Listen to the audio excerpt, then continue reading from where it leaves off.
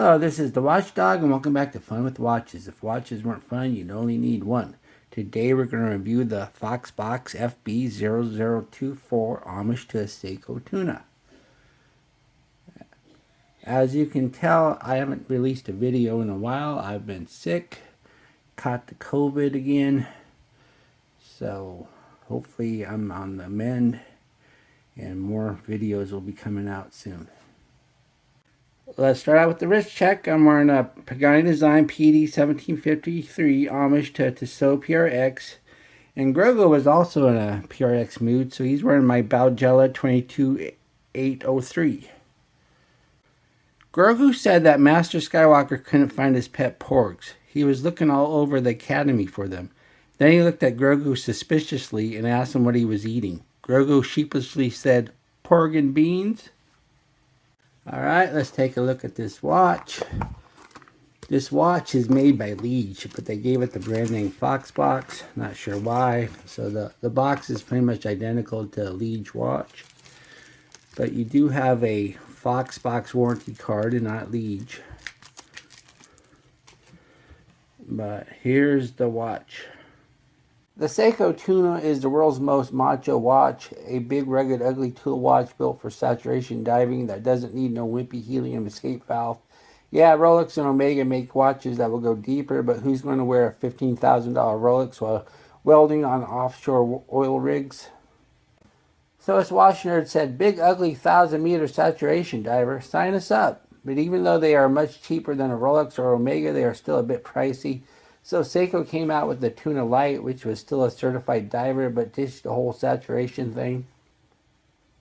But what about someone who wants a big ugly watch, but acknowledges the fact that they don't even skin dive, let alone scuba dive? So we have the Chinese homage watch. There are quite a few NH35 powered options ranging anywhere from $100 to $250. I've reviewed one from Addie's Dive and one from Pagani Design. Well, LIGE came out with this very affordable $24 quartz powered homage, although they gave it the brand name Foxbox. Not sure why they didn't stick with their established name, but at least they chose something pronounceable. There are 6 different colorways and 3 different strap options. I chose the silicone strap over the 3-link bracelet or engineer bracelet because I thought it was just more tuna appropriate. Plus, since tunas don't need fitted end links, adding a metal bracelet in the future would not be difficult.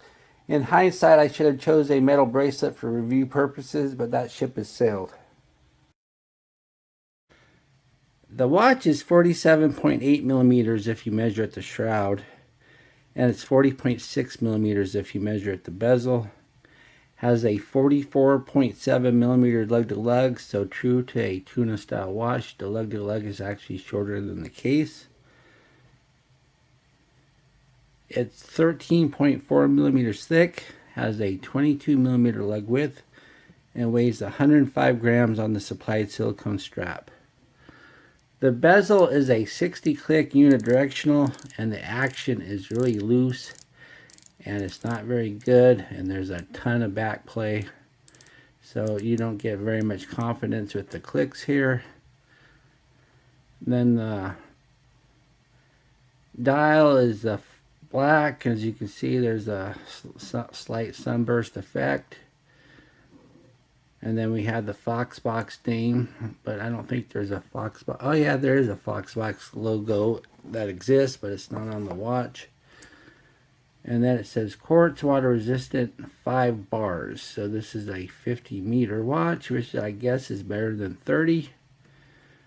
And then you have the applied lumed indices. And then you have the loomed hands with the second hand not being loomed. And then we have a border date window at the 3 and no cyclops. And instead of getting rid of the 3 o'clock index, they just made it small.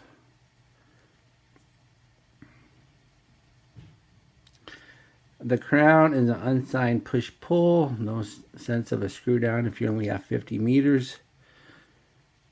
Then when you go to set it, the action is really loose, and then you have that same issue with a lot of watches. Well, let me see. Yeah, you get that minute hand jump. You just got to be so careful when you set it, because the crown action is so loose. That's the really annoying thing about really cheap quartz watches, setting them. Then the crystal is glass, and as you can see, there's a scratch on it. I can't remember if it came scratched or if I scratched it. Then the shroud appears to be metal. I'm sure it's not steel, but probably a PVD coated alloy. But it's not plastic, or which you would expect a shroud of a cheap watch to be. Then the case itself is also a plated alloy. You're not going to get stainless steel at this price.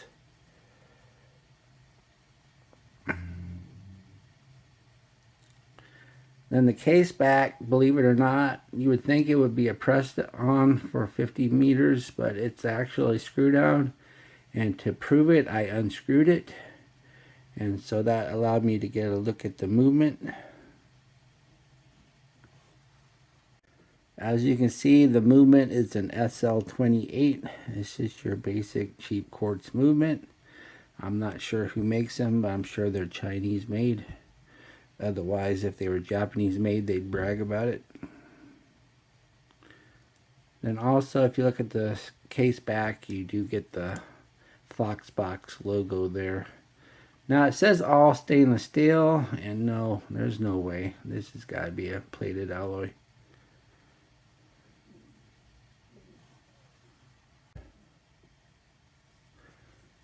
The strap is silicone. It's got that slick feel of silicone, but it's thick and it's sturdy, and it stretches pretty good. So it's a nice silicone. I've seen a lot worse. It doesn't feel cheap. And the buckle is unsigned, but it seems sturdy enough, and the prong's not all loose. And you have two floating keepers. They don't have any of them nibs to keep that first keeper in place. I'm fine with that. I really don't think those are necessary. And sometimes they can be really awkward to use.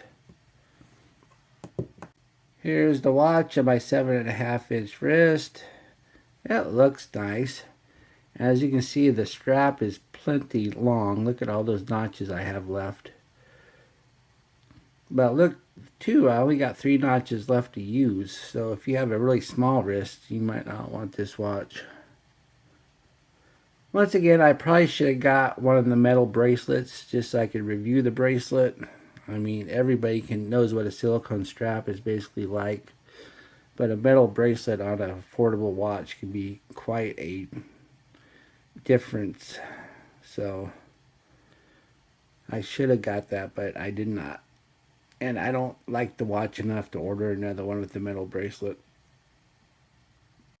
Here we are in the Lume room. A 20-something watch is not going to have good Lume, but we will test it anyway because that's what we do on this channel. As we speed up the time, everything starts fading rather quickly. I've seen a lot worse, such as George or Fengine. At least the hands are stronger than the indices. What do I like about this watch? Well, it does look a lot like a Seiko Tuna, and it's only in the $20 range. I like the fact that it does have a screw-down case back, even though it's only got 50 meters of water resistance. They could have done a press-on in 30. And I do like the silicone strap. It's plenty long and very sturdy. One of my gripes and groans, bezel action is really bad. You can barely hear the clicks, and they're really loose, and a ton of back play. And it doesn't matter if things line up, because if they don't, you can make them. I don't like the fact that it only has 6-minute Lume. And I hate the fact that it has loose crown action that makes setting the watch difficult. Do I recommend this watch? I'm having a hard time recommending this one. I'm usually go pretty easy on watches because of the price. But the fact that it's difficult to set, the fact that it's got a scratch on the crystal already, I just don't think I can recommend this watch. I mean, I don't hate it. It's just, if you want something that looks like a tuna, you might be better off spending a little bit more money. Well, thank you for watching my review of the Foxbox FB0024, and I will be back with another review. More than likely that Pagani Design PRX homage I'm wearing right now. Be sure to like and subscribe to my channel. Bye.